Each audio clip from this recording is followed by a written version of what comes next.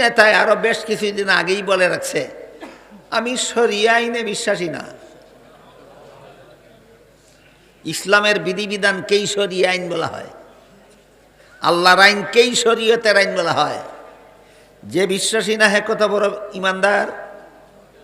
আল্লাহর বিধানকে শরিয়া আইন বলে। বিশ্বাস করার পরে যদি কেউ পালন করে না, গুনাহ আছে, শাস্তি আছে আলাদা, কিন্তু যে বিশ্বাস করে না তার কাফির হওয়ার বিন্দু মাত্র কিছু বাকি থাকে না। ধর্ম নিয়ে নাক গলানি, ধর্ম নিয়ে মন্তব্য করা আর এই প্রচলিত দ্বারায় রাজনীতি করা এক কথা নয়। এটা রাজনীতি না, যেমনে মনে হয় তাস খেলার মতো খেলবা কোরআন নিয়ে।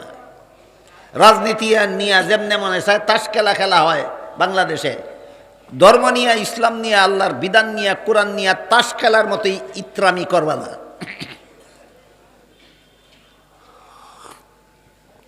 বাংলাদেশের রাজনীতি নিয়ে তাস খেলা হয় না। একটা উদাহরণ দিই, এই দল গদিতে গেলে কয় ওই দলে দেশটা লুটতে খাইছে, আর ই দল গদিতে গেলে কয় এই দলে দেশটা লুটতে খাইছে। কয়নি? দুনো দলে সত্য হইয়া থাকলে ঘটনাটা কি হয়েছে কোকা কোনটা আপনারা? এটা কি রাজনীতি নিয়ে তাস খেলা না? আর যদি দুনো দলে মিথ্যা হইয়া থাকে তাহলে তো তোরা দুনো দলেই মিথ্যার রাজনীতি করস। সত্য হইয়া থাকলে তো দুনো দলেই দেশ লুটতে খায়, আর মিথ্যা হইয়া থাকলে তো দুনো দলেই মিথ্যার রাজনীতি করে। সুতরাং রাজনীতি নিয়ে তাস খেলা ইচ্ছা মতো খেলো, ধর্ম নিয়ে তাস খেলা খেলবে না, সাবধান। ونعوذ بالله من شرور أنفسنا ومن سيئات أعمالنا من يهده الله فلا مضل له ومن يضلله فلا هادي له ونشهد أن لا إله إلا الله وحده لا شريك له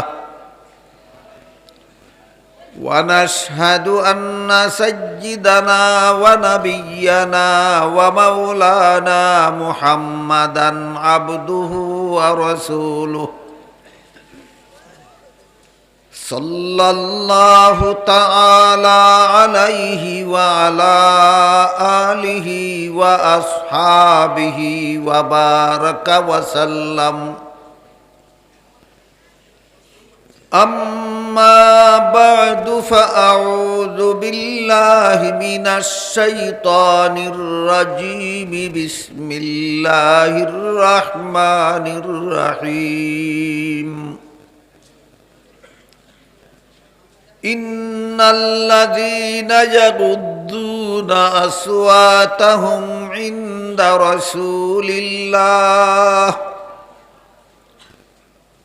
أولئك الذين امتحن الله قلوبهم للتقوى لهم مغفرة وأجر عظيم وقال رسول الله صلى الله عليه وسلم إنما أنا بعثت معلما أو كما قال عليه الصلاة والسلام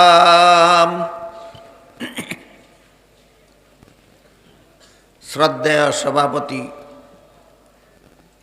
হযরত উলামায়ে কেরাম, সম্মানিত সুধী সমাজ, দূর দূরান্ত থেকে আগত সর্বস্তরের মুসলমান ভাইয়েরা আমার, আশপাশের বাড়িঘরে পর্দার আড়ালে বসা আমার মা ও বোনেরা, পবিত্র কোরআনের সূরা হুজুরাতের ৩ নম্বর আয়াত আমি আপনাদের সামনে তিলাওয়াত করেছি। আয়াতটা আল্লাহ নাজিল করেছিলেন একটা বিশেষ অবস্থার প্রেক্ষিতে, আর যে অবস্থার প্রেক্ষিতে কোরআনের কোনো অংশ নাজিল হয়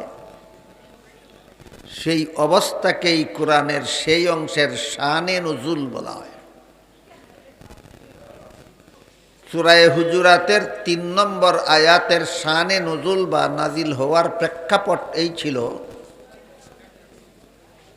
যে একবার রাসূল করিম সাল্লাল্লাহু আলাইহি ওয়াসাল্লামের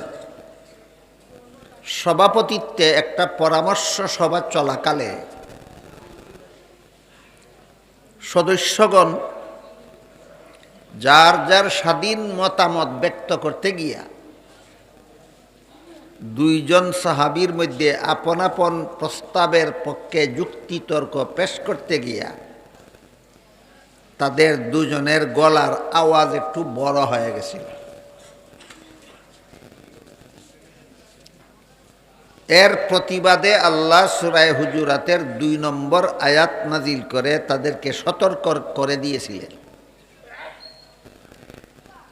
বলেছিলেন, ইয়া আইয়ুহাল্লাযীনা আমানু লা তারফাউ আসওয়াতাকুম ফাওকা সাওতিন নবী, অর্থাৎ হে ঈমানদারগণ, তোমরা যেখানে নবী নিজে উপস্থিত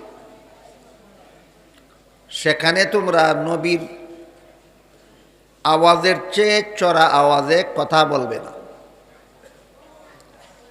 ওয়ালা তাজহারু বিল কাউলি কাজাহরি বাদিকুম লিবাদ, এমনকি নবীর উপস্থিতিতে তোমরা পরস্পরে যে আওয়াজে কথা বলো তেমন আওয়াজেও কথা বলবে না। কারণ নবীর সামনে উচ্চস্বরে অথবা স্বাভাবিক আওয়াজে কথা বলাটা নবীর বিরক্তির কারণ, আর যে কারণে নবীর বিরক্তি হয় সেই কারণ মানুষের ঈমান ধ্বংসের কারণ হয়। কাজেই সাবধান, কোনোদিন নবীর জন্য এমন বিরক্তিকর আওয়াজে কোনোদিন কথা বলবে না, বললে তোমাদের ঈমান ধ্বংস হয়ে যাবে, অথচ তোমরা টেরও পাবে না। এখানে দেখা গেল যে গলার একটু আওয়াজ, এই আওয়াজের কারণে যদি নবীর বিরক্তি আসে, এইটাই ঈমান ধ্বংসের কারণ হয়। সূরা হুজুরাতের ২ নম্বর আয়াতের বিষয় এইটা,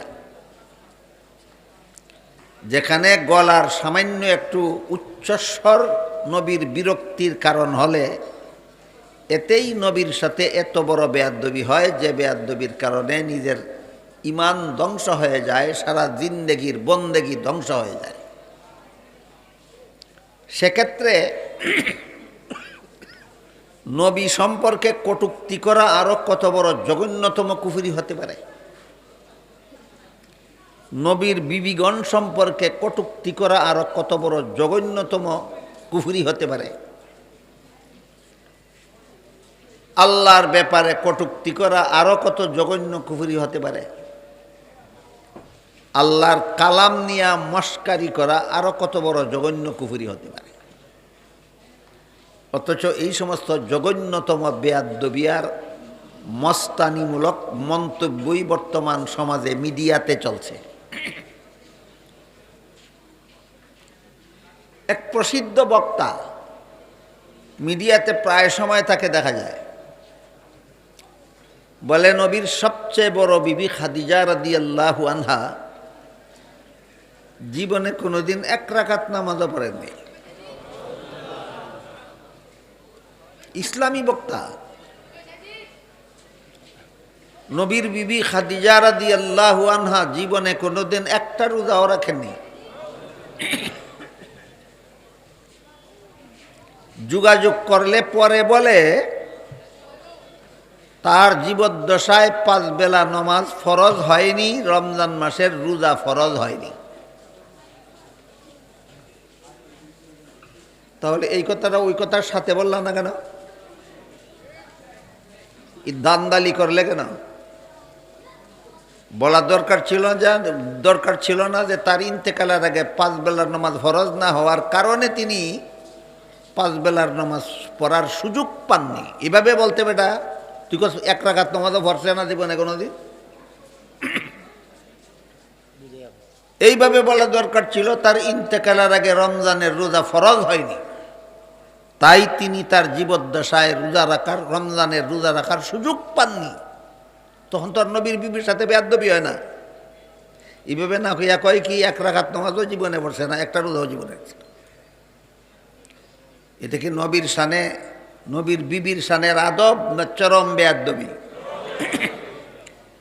এমন বেয়াদবি যারা মিডিয়াতে সবসময় করে চলেছে, এরা নাকি ইসলামিক স্কলার। বুঝি না আমি ইসলামিক স্কলার কি, স্কলার কারে কয় আমি জানি না।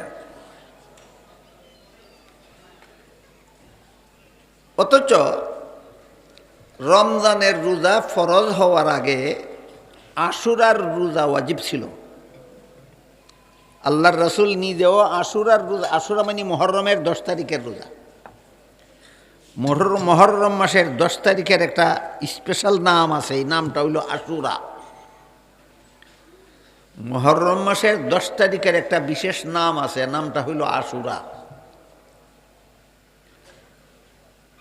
5 বেলার নামাজ ফরজ হওয়ার আগে, রমজানের রোজা ফরজ হওয়ার আগে আশুরার রোজা ওয়াজিব ছিল। রসুল নিজেও রাখতেন, সাহাবাগণও রাখতেন। তাহলে নবীর বিবি খাদিজা রোজা একটাও রাখলেন না কেমনে? কথা বুঝেন নাই আপনারা? রমজানের রোজা ফরজ হওয়ার আগে আশুরার রোজা রাখা ওয়াজিব ছিল। নবী নিজেও রাখতেন, সাহাবাদেরকেও হুকুম দিয়া রাখাইতেন, যেহেতু ওয়াজিব। তাহলে নবীর বিবি খাদিজা জীবনে রোজা একটাও রাখলেন না কেমনে? শয়তানি করার জায়গা পাওনার। 5 বেলার নামাজ ফরজ হওয়ার আগে রাসূলও পড়তেন, সাহাবাও 1 বেলা নামাজ পড়তেন, ফজরের নামাজ। বুঝে থাকলে বলুন তো, 5 বেলার নামাজ ফরজ হওয়ার আগে রাসূল এবং তার সাহাবাগণ কবেলা পড়তেন? 1 বেলা। কোনটা সেটা? তাহলে খাদিজা 1 রাকাত নামাজও পড়লেন না কিভাবে? ইত্রামিরও একটা শেষ সীমানা থাকা দরকার।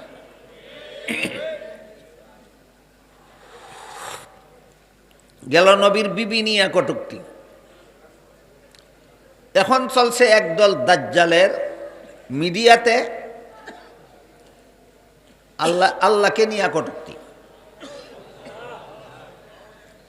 শুনেন নাই আপনারা কেউ? কি একটা বাউল আছে, আবুল বাউল ফাউল, হ্যাঁ, আবুল সরকার। কেউ আবুল কয়, কেউ বাউল কয়, কেউ ফাউল কয়। আমি তিনোটাই কই, আবুল বাউল ফাউল। এ কয় আল্লাহর আগে পরে কথার মিল নাই। তোর বাপের কথার মিল আছে? আল্লাহর বলে আগে পরে কথার মিল নেই, তোর বাপের আগে পরে কথার মিল আছে নি? আল্লাহ পাক রব্বুল আলামিন পবিত্র কোরআনের এক আয়াতে বলেন, লাউ কানা মিন ইনদি গায়রিল্লাহি লাওয়াজাদু ফীহি ইখতিলাফান কাসীরা। এই কোরআন যদি আল্লাহর নাজিলকৃত না হইতো, কোনো মানুষের রচিত হইতো, তাহলে অনেক স্ববিরোধিতা পাওয়া যেত। কারণ মানুষ অনেক দিন আগে কোন কথা বলছিল, অনেক সময় অনেক দিন পরে তা ভুলে যায়, তখন ওইটার বিপরীত কথা বলে ফেলে। এরকম নেতা, এমন শিক্ষিত পণ্ডিতেরও অভাব নাই বাংলাদেশে, যারা আগে এক কথা বলেছিল পরে আরেক কথা বলে। কেন? মানুষ অনেক দিন আগে কোন কথা বলেছিল অনেক সময় ভুলে যায়, ভুলে গিয়ে পরবর্তীতে তো অবস্থার চাপে এর বিপরীত কথা বলে ফেলে। আপনারা বলুন তো, আল্লাহ 5 লক্ষ বছর আগে কি বলেছিলেন 5 লক্ষ বছর পরে ভুলে যান? তাহলে আল্লাহ কেন উল্টা পাল্টা কথা বলবেন? তোরে কোন শয়তানে গারো সোয়ার হয়েছে? বুঝে থাকলে বলেন, এই শয়তানের এই দাজ্জালের গারো শয়তান বড়টা সোয়ার হয়েছে নি? এই দাজ্জালের গারো শয়তান বড়টা সোয়ার হয়েছে। বাউল নাকি একটা শিল্প, এক ধরনের গান নাকি মানুষে কয়, ধর্মকে জড়াইয়া গান কয়। এই ধরনের গানকে বলা যায়, মানুষকে বলে বাউল গান। ধর্ম শিখছস কতটুকু? ধর্ম জড়াইয়া গান কস? ধর্ম কি? নিজে নিজে শিখা যায় না উস্তাদের কাছে শিখতে হয়? বাউলরা কোন উস্তাদের কাছে ধর্ম শিখছে? ধর্ম জড়াইয়া গান বলবে কেন?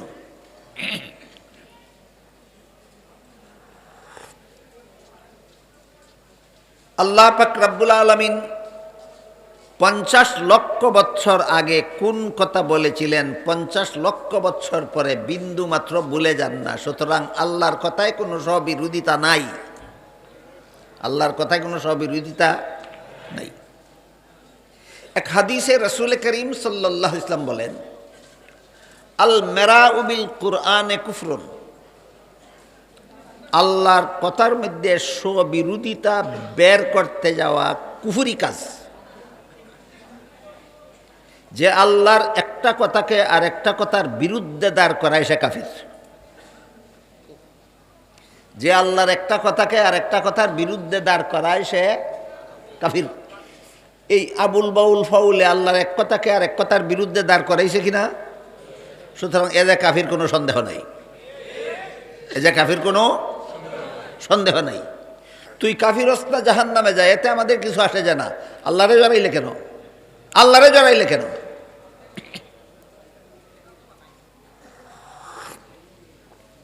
এরপরে এই দজ্জালে আরেক গানের মধ্যে না কিসের মধ্যে কইছে মিডিয়াতে, সূরা নাসের মধ্যে আল্লাহ মানুষকে শুধু বলছে নাস নাস।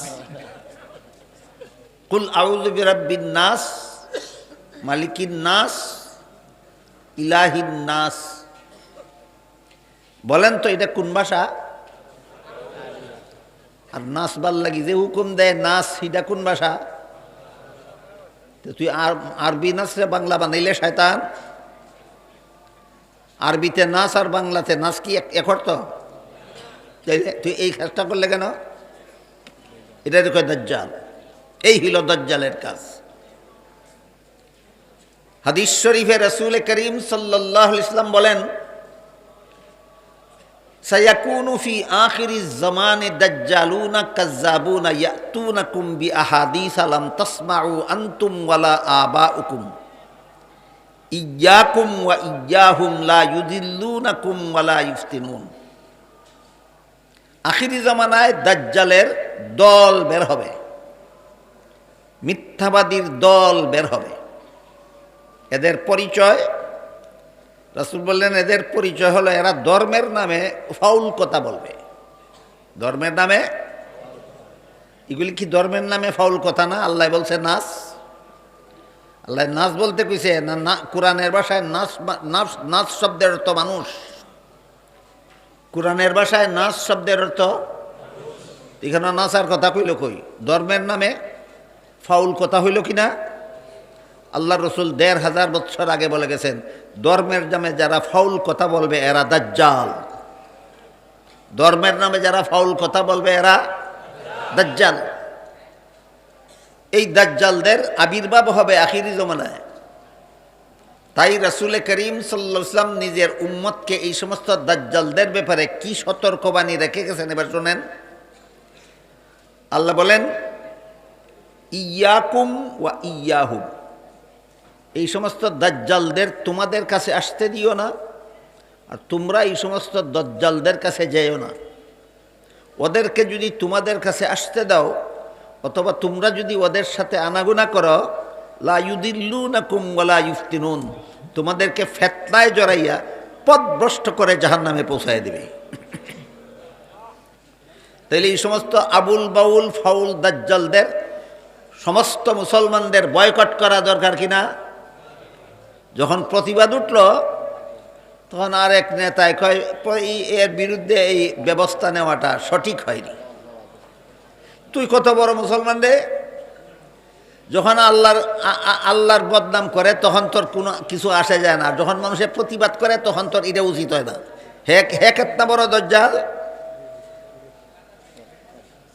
সুতরাং এই দাজ্জালদের সমর্থন যারা করে, দাজ্জালদের সমর্থনে যারা বক্তৃতা বিবৃতি দেয়, সবগুলি দাজ্জালের চেলাচামুন্ডা। এই সমস্ত দাজ্জালদের ব্যাপারে সারা দেশের সব মুসলমান 3 ভাগে বিভক্ত হয়ে গেছে। একদল এদের বিরুদ্ধে সুচ্চার হয়ে প্রতিবাদ করে নিজের ঈমান হেফাজত করেছে, আরেক দল এদের পক্ষপাতিত্ব করে দাজ্জালের দলভুক্ত হয়ে গেছে। আরেক দল দাজ্জালে যখন আল্লাহর বিরুদ্ধে কথা বলে, নবীর বিরুদ্ধে কথা বলে, নবীর বিবির বিরুদ্ধে কথা বলে, দাজ্জালে যখন কুরআন নিয়ে মশকরা করে, তখন পক্ষেও বলে না বিপক্ষেও বলে না, নীরব থাকে। প্রথম দল ইমানদার, দ্বিতীয় দল দাজ্জালের সাথী, তৃতীয় দল বুবা শয়তান। তৃতীয় দল আল্লাহরে গালি দিলে যে পক্ষেও হয় না বিপক্ষেও হয় না, এ বুবা শয়তান। নবীরে গালি দিলে যে এই গালি দেনেওয়ালার পক্ষেও কয় না বিপক্ষেও কয় না, বুবা শয়তান। নবীর বিবির বিরুদ্ধে কটূক্তি করলে যে কটূক্তিকারীর পক্ষেও বলে না বিপক্ষেও বলে না, সে বুবা শয়তান। আপনারা কি বুবা শয়তান হতে চান? না দাজ্জালের দলভুক্ত হতে চান?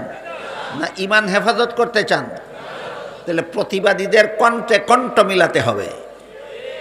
ঈমান হেফাজত করতে হইলে প্রতিবাদীদের কণ্ঠে কণ্ঠ মিলাতে হবে। যেই নেতায় কইছে যে এই বাউলদের বিরুদ্ধে এই আন্দোলন করা ঠিক হয়নি, এই নেতায় আরো বেশ কিছুদিন আগেই বলে রাখছে আমি শরিয়া আইনে বিশ্বাসী না। ইসলামের বিধিবিধানকেই শরিয়া আইন বলা হয়, আল্লাহর আইনকেই শরীয়তের আইন বলা হয়। যে বিশ্বাসী না হে কথা বড় ইমানদার। তুই তো ফুরান বেঈমান রে, তুই তুই বাউলের পক্ষে না কইয়া বিপক্ষে কইবে, তুই তো ফুরান বেঈমান। তোর তো দেশের মানুষ আগের থেকে তুই বেঈমান।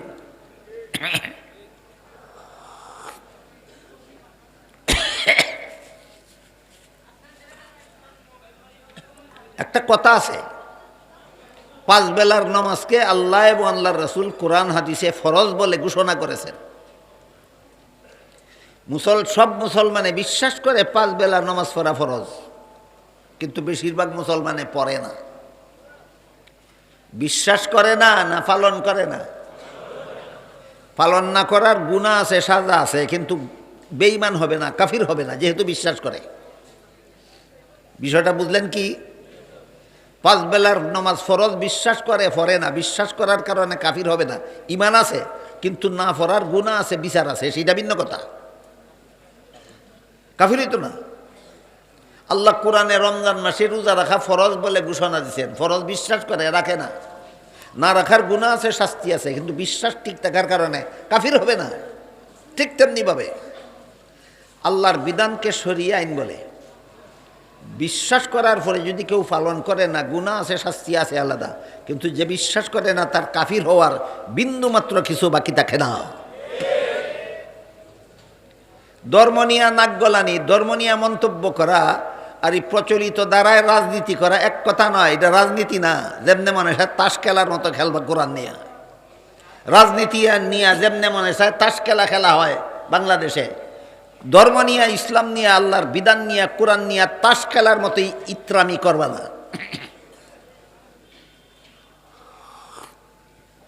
বাংলাদেশের রাজনীতি নিয়ে তাস খেলা হয় না। একটা উদাহরণ দিই, এই দল গদিতে গেলে কয় ওই দলে দেশটা লুটতে খাইছে, আর ই দল গদিতে গেলে কয় এই দলে দেশটা লুটতে খাইছে। কয়নি? দুনো দলে সত্য হইয়া থাকলে ঘটনাটা কি হয়েছে? কোকা কোনটা আপনারা? এটা কি রাজনীতি নিয়ে তাস খেলা না? আর যদি দুনো দলে মিথ্যা হইয়া থাকে তাহলে তো তোরা দুনো দলেই মিথ্যার রাজনীতি করস। সত্য হইয়া থাকলে তো দুনো দলেই দেশ লুটতে খায়, আর মিথ্যা হইয়া থাকলে তো দুনো দলেই মিথ্যার রাজনীতি করে। সুতরাং রাজনীতি নিয়ে তাস খেলা ইচ্ছা মতো খেলো, ধর্ম নিয়ে তাস খেলা খেলবে না, সাবধান। সূরা হুজুরাতের 2 নম্বর আয়াতের প্রসঙ্গে আমাদের বর্তমান অবস্থার একটা সামান্য একটু পরিস্থিতি আপনাদের সামনে তুলে ধরেছি। সূরা হুজুরাতের 2 নম্বর আয়াতে আল্লাহ বলেছেন, নবীর বিবি সম্পর্কে কটূক্তি করা দূরের কথা, নবী সম্পর্কে কটূক্তি করা দূরের কথা, কোরআন সম্পর্কে কটূক্তি করা দূরের কথা, আল্লাহকে নিয়ে কটূক্তি করা দূরের কথা, নবীর উপস্থিতিতে স্বাভাবিক আওয়াজে কথা বলা ও বেয়াদবি। ওইটা ছিল মূল কথা আয়াতের। নবীর উপস্থিতিতে সামান্য একটু উচ্চস্বরে কথা বলাটাই চরম বেয়াদবি। কেমন চরম বেয়াদবি? তোমার ঈমান ধ্বংস হয়ে যাবে, তোমার সারা জিন্দেগির বন্দেগী নষ্ট হয়ে যাবে। এই আয়াত নাজিল হওয়ার পরে সাহাবায়ে কেরাম এত কঠিনভাবে সংশোধন হইলেন।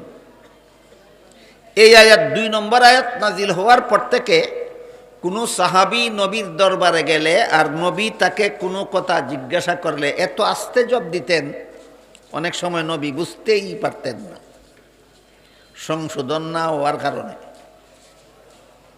না সংশোধন হওয়ার কারণে?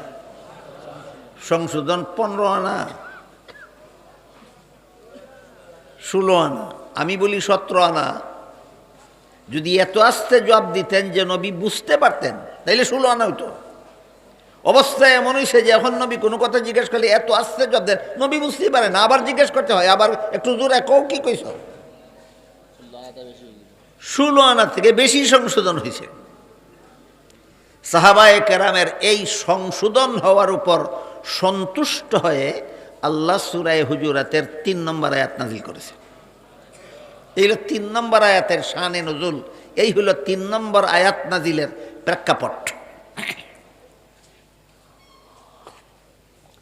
আয়াত নাজিল করে বলেন, ইন্নাল্লাযীনা ইয়াগুদ্দুনা আসওয়াতাহুম ইনদা রাসূলিল্লাহি উলাইকাল্লাযীনা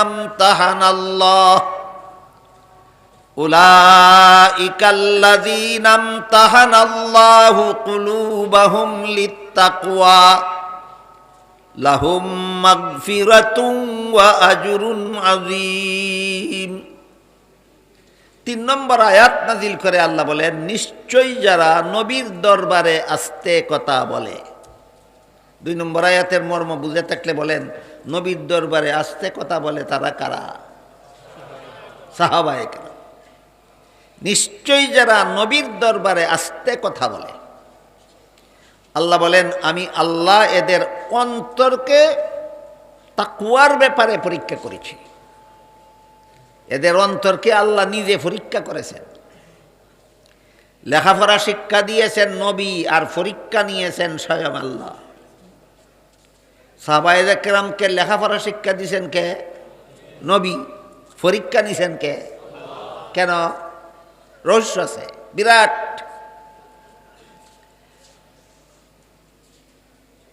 নবী সাহাবায়ে কেরামদেরকে কোরআন হাদিস শিক্ষা দেওয়ার পর পরীক্ষাটাও যদি নবী নিজেই নিতেন, আর যদি ঘটনাক্রমে সবগুলি পরীক্ষার্থী ফার্স্ট ডিভিশনে পাস করে ফেলত, ধরেন আপাতত একটা কথা ধরে নেন, সাহাবাদেরকে নবী কোরআন হাদিস শিক্ষা দিয়া পরীক্ষা যদি নিজেই নিতেন আর সব ছাত্ররা যদি ফার্স্ট ডিভিশনে পাস করত, তাহলে যারা সাহাবাদের দুষ্কুজে, নবীগণের দুষ্কুজে, এরা বলতে পারত নিজেদের ছাত্রদেরকে স্বজন প্রীতিমূলকভাবে ফার্স্ট ডিভিশন দিয়া দিছে। একটা ফাঁক থাকতো, ফাঁক। এই ফাঁকটা আল্লাহ চিরকালের জন্য বন্ধ করে দিয়া বলেন, উলাইকাল্লাযীনা ইমতাহানাল্লাহ। নবী এদের তাদের উস্তাদ, কিন্তু পরীক্ষক নবী না, পরীক্ষক আমি নিজে আল্লাহ। এখন যদি ফার্স্ট ডিভিশনে পাস করে, স্বজন প্রীতির অভিযোগ কার বিরুদ্ধে দিবে?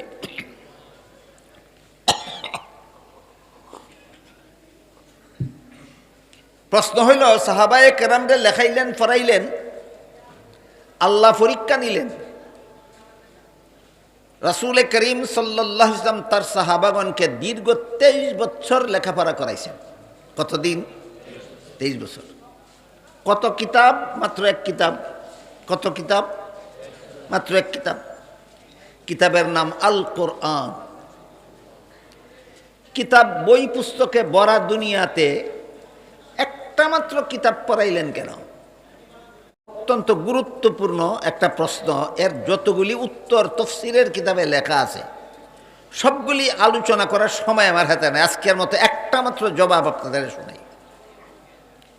দুনিয়াতে যত রকমের লেখাপড়া আছে, যত রকমের শিক্ষা দীক্ষা আছে, একটাও জবাবদিহিতামূলক নয়। একমাত্র কোরআন শিক্ষা জবাবদিহিতামূলক শিক্ষা।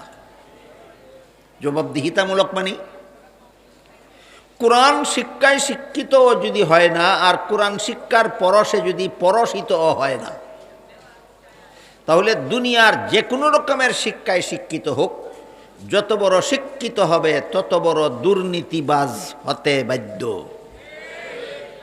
বড় বড় শিক্ষিত বড় বড় দুর্নীতিবাজ সমাজে নাই? বড় বড় শিক্ষিত বড় বড় দুর্নীতিবাজ কেন হয়? কারণ যে শিক্ষায় শিক্ষিত, এই শিক্ষা তাকে এই অনুভূতি জাগাইয়া তুলতে পারে না যে আমি দুর্নীতি করলে শেষ বিচারের দিন আল্লাহর কাছে কি জবাব দেব। বুঝাইতে পারছি বিষয়টা আপনাদেরকে? আমি সুদ খাইলে, আমি ঘুষ খাইলে, আমি মদ খাইলে, আমি গাঞ্জা খাইলে, আমি চুরি করলে, আমি ডাকাতি করলে, আমি খুন খারাপি করলে, আমি জিনা বেবিচার করলে, আমি সন্ত্রাস করলে, আমি দুর্নীতি করলে, আমি জালিয়াতি করলে, দুনিয়ার কোনো মানুষ যদি ধরতে নাও পারে, শেষ বিচারের দিন আল্লাহর কাছে কি জবাব দিব, এই অনুভূতি দুনিয়ার কোনো শিক্ষার দ্বারা মানুষের অন্তরে জাগে না, একমাত্র কোরআন শিক্ষার দ্বারা জাগে। সুতরাং দুর্নীতিমুক্ত সমাজ গড়ার, দুর্নীতিমুক্ত দেশ গড়ার শিক্ষা একমাত্র কোরআন শিক্ষা। আর কোনো শিক্ষার দ্বারা না দেশ দুর্নীতিমুক্ত হতে পারে, না বিশ্ব দুর্নীতিমুক্ত হতে পারে। কোরআন শিক্ষার পরশ যাদের অন্তরে লাগে না, যার অন্তরে শেষ বিচারের দিন আল্লাহর কাছে কি জবাব দিব, এই ভয় যাদের অন্তরে জাগ্রত হয় না, এরা যত বড় শিক্ষিত হয় তত বড় দুর্নীতিবাজ হতে বাধ্য। বাংলাদেশ স্বাধীন হওয়ার পর থেকে বর্তমানে কত বছর চলছে? 55 বছর। এই 55 বছরের ভিতরে যত দল, যত ব্যক্তি গদিতে গেছে, কেউ কোনো দুর্নীতি করছে না? না করছে? এরা কি সব অশিক্ষিতের দল? যত বড় শিক্ষিত তত বড় দুর্নীতিবাজ। কেন? তুই বেটা দুনিয়ার হাজার শিক্ষায় শিক্ষিত হইতে পারো, সেগুলি জবাবদিহিতামূলক শিক্ষা না। তোর শিক্ষা তোর অন্তরে এই ভয় জাগায় না যে আল্লাহর কাছে কি জবাব দেব। একমাত্র কোরআন শিক্ষা মানুষের অন্তরে এই অনুভূতি জাগ্রত করে দেয়, আমি অপকর্ম দুনিয়াতে করলে শেষ বিচারের দিন আল্লাহর কাছে কি জবাব দেব। এই অনুভূতি জাগ্রতকারী শিক্ষার নাম জবাবদিহিতামূলক শিক্ষা। এই কারণে সর্বশ্রেষ্ঠ মহামানব, জগৎশ্রেষ্ঠ উস্তাদ রসুল বলেন, ইন্নামা আনা বুইস্তু মুআল্লিমান, আল্লাহ আমাকে জগৎবাসীর উস্তাদ বানিয়ে বানিয়েছেন। কোন উস্তাদের সমান না জগৎশ্রেষ্ঠ উস্তাদ। জগৎশ্রেষ্ঠ উস্তাদ, জগৎশ্রেষ্ঠ ছাত্র সাহাবায়ে কেরামদেরকে দীর্ঘ 23টি বছরে একটি মাত্র কিতাব পড়াইলেন। কেন? এই কিতাবের পড়া ছাড়া দুর্নীতিমুক্ত জীবন গড়া সম্ভব নয়। এই কিতাবের পড়া ছাড়া দুর্নীতিমুক্ত জীবন গড়া সম্ভব নয়। তাই রাসূল 23 বৎসরে লক্ষাধিক সাহাবায়ে কেরামদেরকে কোরআন শিখাইলেন, পড়াইলেন, বুঝাইলেন, আর পরীক্ষা নিলেন স্বয়ং আল্লাহ। আল্লাহ বলেন, উলাইকাল্লাযীনা ইমতাহানাল্লাহু কুলুবাহুম লিত্তাকওয়া। আল্লাহ যে পরীক্ষা নিলেন 30 পারা কোরআনের সাহাবায়ে কেরাম থেকে, যদি এক এক সূরাত থেকে এক একটা প্রশ্ন করতেন আল্লাহ, তাহলে 114টা প্রশ্ন হইত। যদি এক এক আয়াত থেকে এক একটা প্রশ্ন করতেন, তাহলে প্রায় 6500 প্রশ্ন হইত। যদি এক এক পারার থেকে এক একটা প্রশ্ন করতেন, তাহলে 30 পারার থেকে 30টা প্রশ্ন হইত না। আল্লাহ 30 পারা কোরআনের পরীক্ষা নিলেন সাহাবায়ে কেরামের কাছ থেকে একটা মাত্র প্রশ্নের দ্বারা। কত প্রশ্ন? এক প্রশ্ন। কি প্রশ্ন? আমার নবীর কাছে যে কোরআন শিখছ, এর ফলাফল হিসাবে অন্তরে তাকওয়া হাসিল করেছ কিনা, এই একটা প্রশ্ন। আমার নবীর কাছে যে 23 বৎসরে কোরআন শিখছ, এই কোরআন শিক্ষার সুফল হিসাবে অন্তরে তাকওয়া হাসিল করেছ কিনা। করে থাকলে পাস, না করলে ফেল। কটা প্রশ্ন? এবার আমরা বোঝার চেষ্টা করি এই জিনিসটা কি, তাকওয়া, অন্তরে তাকওয়া হাসিল করার ব্যাপারটা কি। হযরত উমর ফারুক রাদিয়াল্লাহু তাআলা আনহু হযরত উবাই ইবনে কাব রাদিয়াল্লাহু আনহুকে জিজ্ঞাসা করেছিলেন, তাকওয়া কাকে বলে, তাকওয়া কোন জিনিসের নাম। উবাই ইবনে কাব উমরের প্রশ্নের সরাসরি জবাব না দিয়ে একটা পাল্টা প্রশ্ন করলেন। উমরকে জিজ্ঞাসা করলেন, যে জঙ্গল কাঁঠাদার গাছে ভরা, আপনি এমন জঙ্গল দিয়ে কি গিয়েছেন কখনো? উমর বলেন, গিয়েছি। উবাই জিজ্ঞাসা করলেন, কাঁটাদার গাছে ভরা জঙ্গল দিয়ে আপনি গেলেন কিভাবে? উমর বলেন, এমন ভাবে শরীর কাপড় সামলে গিয়েছি যেন আমার গায়ে কোনো কাঁটা না লাগে। উবাই বলেন, এই রকম সতর্কতা অবলম্বন করার নাম তাকওয়া। এর মর্ম হইল গোটা দুনিয়াটাই একটা জঙ্গলের নাম, অসংখ্য গুনার পরিবেশ, গুনার কাঁটাদার গাছে ভরা একটা জঙ্গল। বলেন, অসংখ্য গুনার পরিবেশ আখেরাত, অসংখ্য গুনার পরিবেশ কবর, না অসংখ্য গুনার পরিবেশ একমাত্র দুনিয়া? এই জন্য দুনিয়াটা হইল এমন একটা জঙ্গলের নাম, যেই জঙ্গলটা অগণিত গুনার কাঁটাদার গাছের পরিবেশে ভরা। এই দুনিয়ার ভিতর দিয়া প্রতিটি মানুষের জান্নাতে পৌঁছার পথ। দুনিয়াতে না এসে কেউ জান্নাতে পৌঁছতে পারবে না। দুনিয়াতে আসতে হবে এবং দুনিয়ার জীবন অতিক্রম করতে হবে জান্নাতে পৌঁছতে হলে। তাইলে প্রত্যেকটা মানুষের জান্নাতে পৌঁছার রাস্তা দুনিয়ার বাইরে দিয়া না দুনিয়ার ভিতর দিয়া?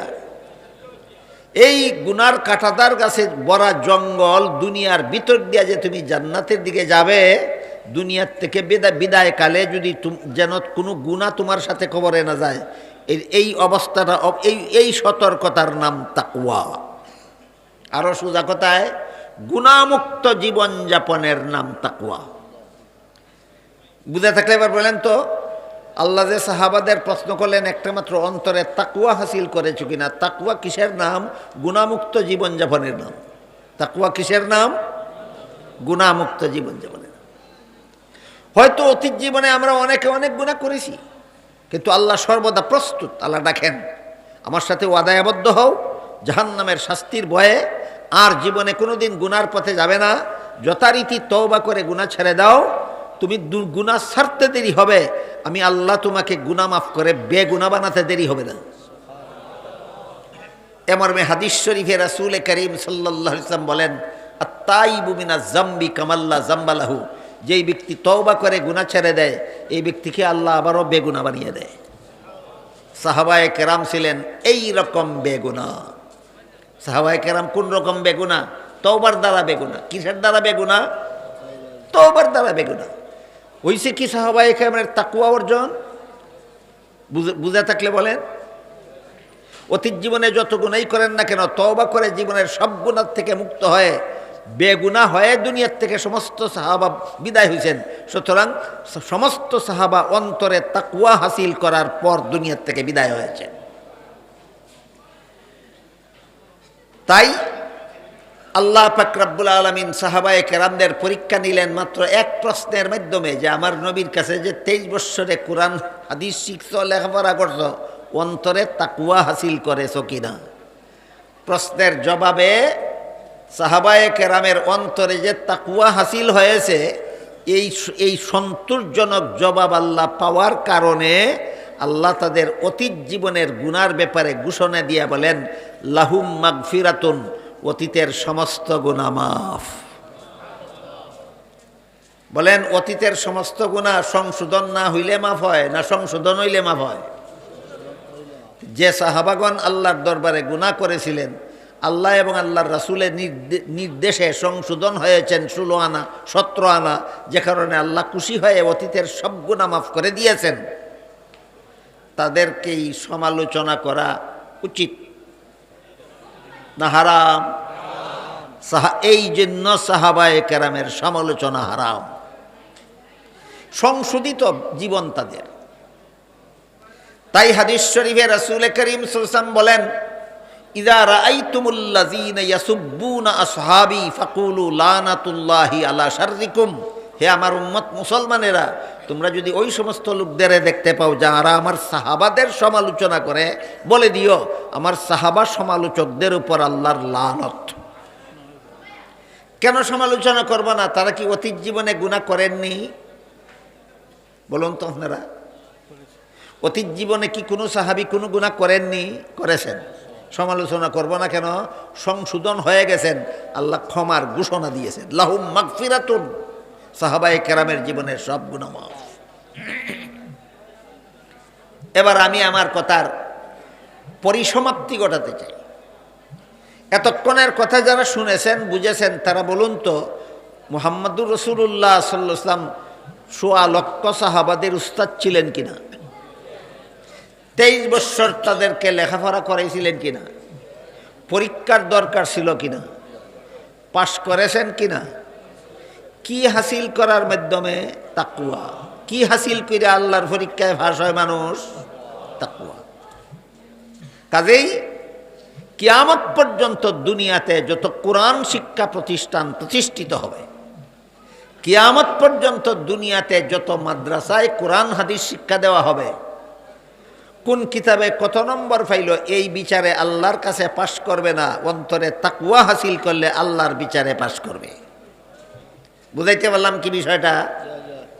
মাদ্রাসার কোনো ছাত্র যদি বুখারী শরীফের পরীক্ষা দিয়া 100 নম্বর পায়, আর অন্তরে যদি তাকওয়া হাসিল না করে, তাহলে দুনিয়ার পরীক্ষায় সে কি কয়, গোল্ড মেডেল কয় না স্টার মার্ক কয়, আমি তা চিনি না, একটা ভাইল।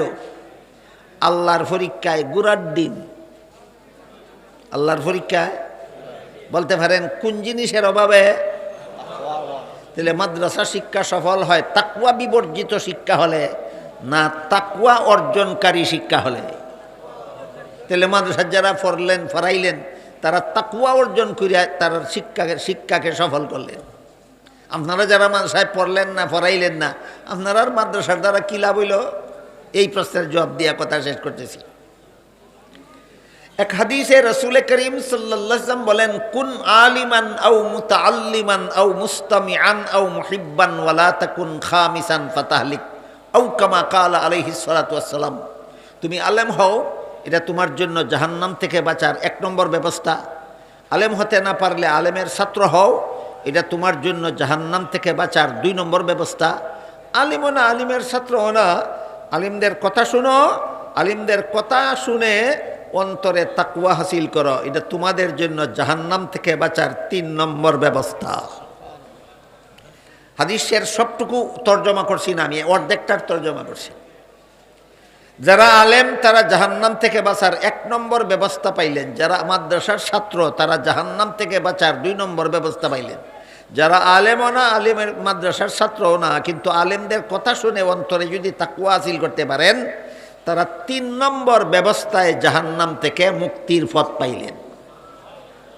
এই 3 নম্বর পথটা আপনাদেরকে দেখাবার জন্য মাদ্রাসার পক্ষ থেকে এই সম্মেলনগুলি করা হয়। বুঝাইতে পারলাম? মাদ্রাসায় পড়ে যারা আলিম হয়েছেন এদের অন্তরে কোরআনের বাতি জ্বলে। কোরআনের মাদ্রাসায় পড়ে যারা আলিম হয়েছেন তাদের অন্তরে কোরআনের বাতি জ্বলে। আর আলেমদের কথা শুনে যারা তাকওয়া হাসিল করে অন্তরে, এরা অন্তরে কোরআনের বাতি না জ্বললেও আলিমদের অন্তরের জ্বলন্ত বাতির আলোতে এদের অন্তরটা আলোকিত থাকে। না আলিম হইল, না আলিমের কথা শুনল, হালাল হারামের দ্বারে না, অন্তর তাকে হারাম কাজে নিমজ্জিত হওয়ার অন্ধকার। আলেম হইলে অন্তরে কোরআন শিক্ষার বাতি জ্বলে, আলিমদের কথা শুনে তাকওয়া হাসিল করতে ফেলে অন্তর আলোকিত হয়। আলিমও হইল না, আর আলিমের কথা শুনতেও গেল না, অন্তর তাকে অন্ধকার। আপনারা যারা আলিমও না, মাদ্রাসার ছাত্রও না, আপনাদের অন্তর যেন অন্ধকার না থাকে, আপনার অন্তর যেন কোরআন শিক্ষার আলোতে আলোকিত হয়। এই আলোকিত করার জন্য মাদ্রাসার পক্ষ থেকে এই সম্মেলনগুলি করা হয়। বৎসরে বৎসরে আপনারা মাদ্রাসার এই সম্মেলনে যোগদান করে উলামায়ে কেরামের মুখ থেকে মূল্যবান নসিহত শুনে কার অন্তর আলোকিত হইল আর কার অন্তর অন্ধকার রইল, আলামতটা বলে দেই। কথা আমার শেষ, আলামতটা বলে দেই। আপনি যদি মনে মনে বুঝেন যে ওয়াজ নসিহত শোনার কারণে হারাম কাজের সাহস হয় না আপনার অন্তর কোরআন শিক্ষার আলোতে আলোকিত, আর ওয়াজ নসিহত শোনার পরেও যদি সুদ খাইতে কোনো ভয় লাগে না, ঘুষ খাইতে কোনো ভয় হয় না, মদ খাইতে যদি ডর লাগে না, গাঞ্জা খাইতে যদি কোনো ভয় লাগে না, চুরি করতে যদি কোনো ইতস্তত করতে হয় না, ডাকাতি করতে যদি কোনো চিন্তা লাগে না, জিনা বেবিচার যদি অবাধে করেন, সন্ত্রাস যদি ইচ্ছা মতো চালান, তাহলে বোঝা গেল কোরআন শিক্ষার আলোতে আপনার অন্তর আলোকিত নয়, অন্তর অন্ধকার। আমাদের সমাজে অন্ধকার অন্তর বিশিষ্ট মানুষও আছে, আলোকিত অন্তর বিশিষ্ট মানুষও আছে। যাদের অন্তর আলোকিত, এদের আলোকিত করার একমাত্র ব্যবস্থা হইল এই সম্মেলন। তাই বৎসরে বৎসরেই আমরা এই সম্মেলনে যোগদান করে যারা আলেমনা মাদ্রাসার ছাত্রও না, তাদের সকলের অন্তরকে কোরআন শিক্ষার আলোতে আলোকিত করার, অন্তরে তাকওয়া হাসিল করে আল্লাহর পরীক্ষায় ফাঁস করার সুযোগ যেন আমরা লাভ করতে পারি। আল্লাহ তৌফিক দান করুন, আমিন। সুবহান রাব্বিকা রাব্বিল ইজ্জাতি আম্মা ইয়াসিফুনা ওয়া সালামুন আলাল মুরসালিন ওয়ালহামদুলিল্লাহি রাব্বিল আলামিন। সাবহল মুতাইসে